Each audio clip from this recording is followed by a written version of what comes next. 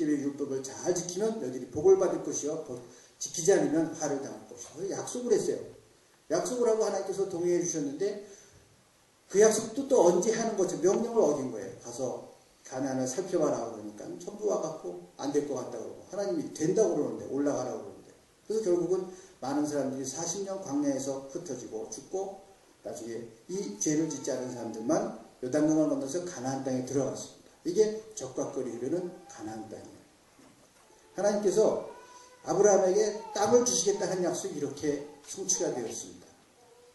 근데 여러분 아브라함이 땅을 주시겠다고 했는데 아브라함이 죽을 때 뭘 봤을까요?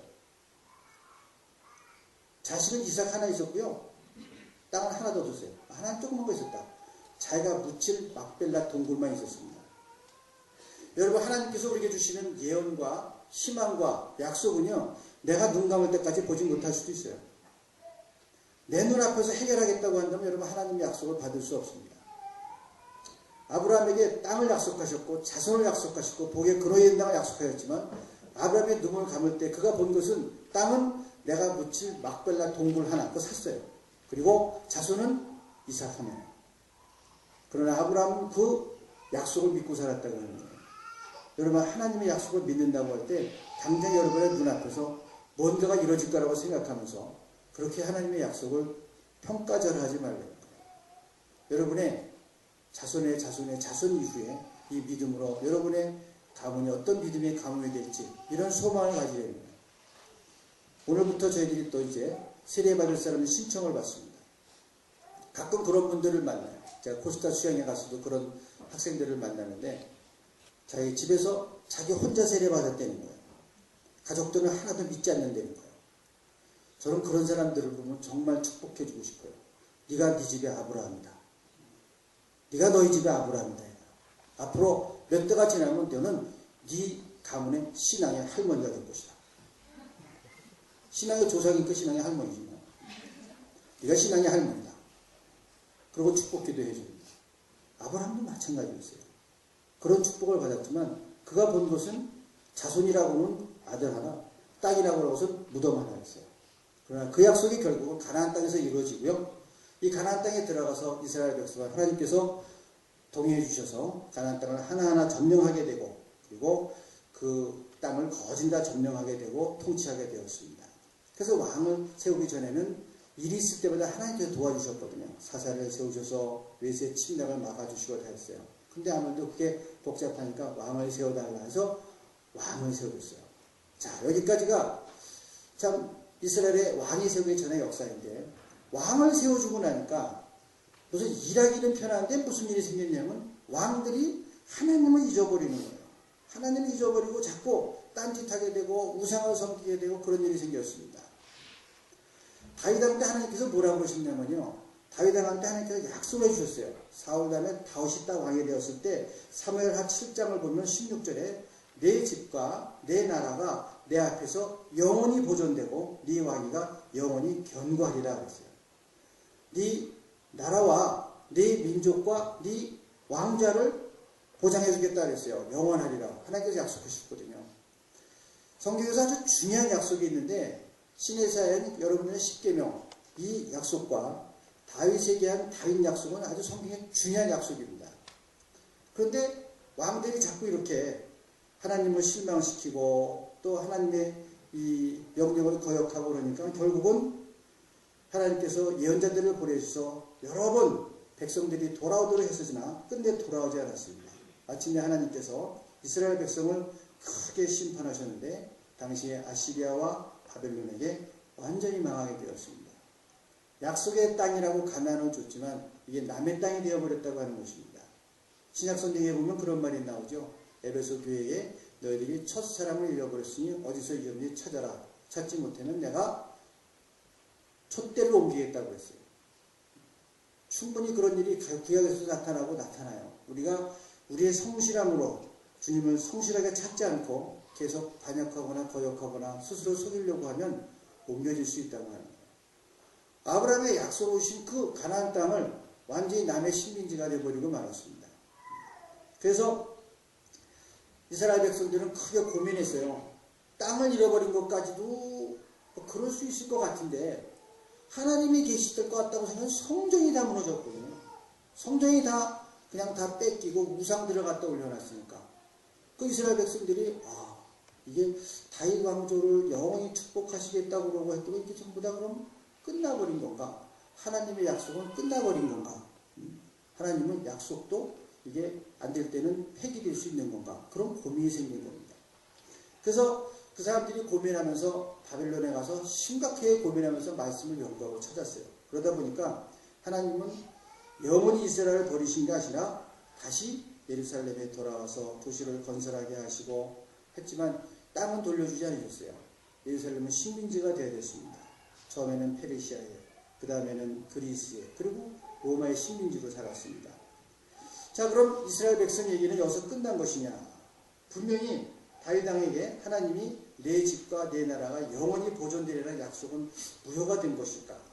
처음에 하나님이 이스라엘 통해서 모든 백성들을 하나님께로 돌아오게 하시려 했던 그런 계획을 포기하신 것일까? 그런데 이스라엘 백성들이 이스라엘이 완전히 망하고 바벨론으로 포로로 잡혀가실 때 하나님께서 여전히 이스라엘의 하나님으로 일하시고 너희들과 동행할 거라고 했어요.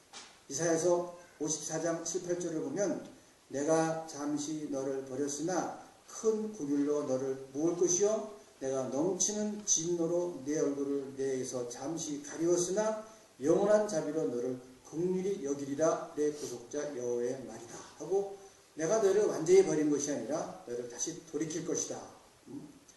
예언자를 통해서 이런 약속을 다시 주셨습니다. 그래서 이스라엘 백성들뿐만 아니라 모든 백성들에게 열린 약속이라고 했어요. 그 약속은 이스라엘 백성뿐만 아니라 이 다윗의 자손 중에서 메시아를 보내서 모든 백성을 구원하실 것이다. 그랬어요. 이 메시아가 큰 빛으로 임하셔서 어둠을 밝히고 하나님과 새롭게 평화로운 관계가 되고 백성들도 서로 평화하게 될 것이다. 이것이 바벨론 포로 때 받은 예언의 말씀이었습니다. 이 예언자의 약속을 따라서 이스라엘 백성들은 메시아를 기다렸습니다. 오랫동안 기다렸어요. 특히 간절히 기다렸던 때가 언젠가 하면은 소위 말하는 히랍, 여러분이 아는 나폴레옹이죠. 나폴레옹이 그 지대를 전부 점령하고 아주 열병으로 일찍 죽었거든요.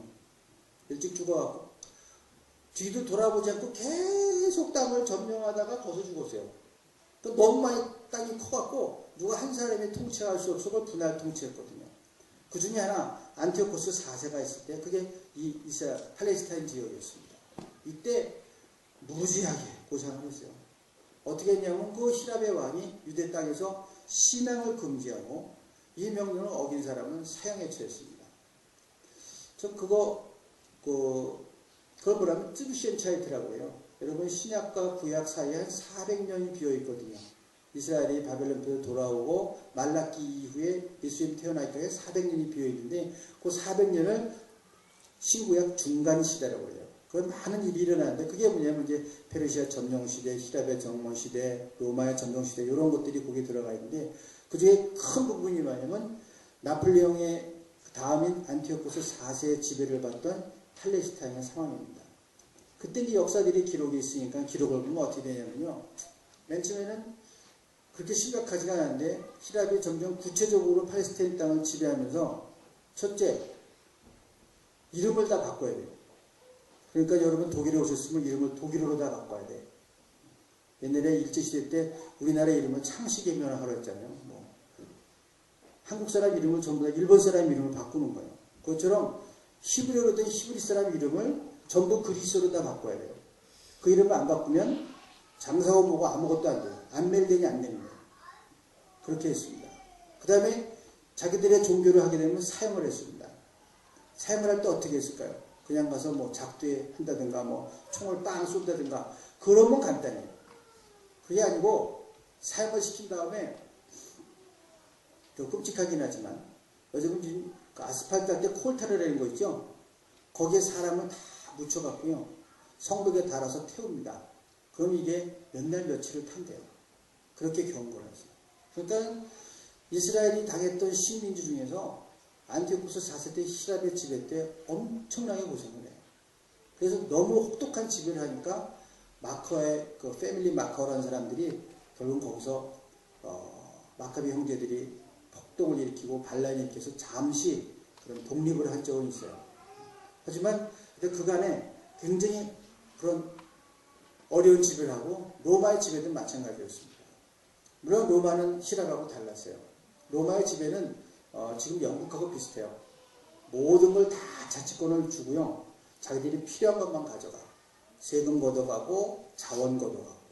이게 로마의 자치 그런 식민지 정책이에요. 그거 보면 모르겠어요. 영국도 로마에서 배웠는지 몰라요. 영국이 식민지 했던 곳은요. 영국을 반대하고 이런 사람들이 별로 없어요. 희한하죠? 지금도 영연방이라는 게 있어요. 캐나다, 오스트레일리아 영연방이에요. 그 옛날에 식민지라는 소리인데 지금도 여왕영을 환영하고 영연방이라는 걸 좋아합니다. 영국은 마찬가지예요. 행정 이런 것도 중요한 부분만 자기들하고 자원 가져가는 거에는 전부 다 자치권을 줬거든요. 그렇기 때문에 쉽게, 인도 같은 경우는 예외이지만요, 쉽게 그렇게 식민지가 안 무너졌기 때문에 로마가 그렇게 큰 식민지를 가질 수가 있었던 거예요. 그런 정치적인 배경들이 있죠.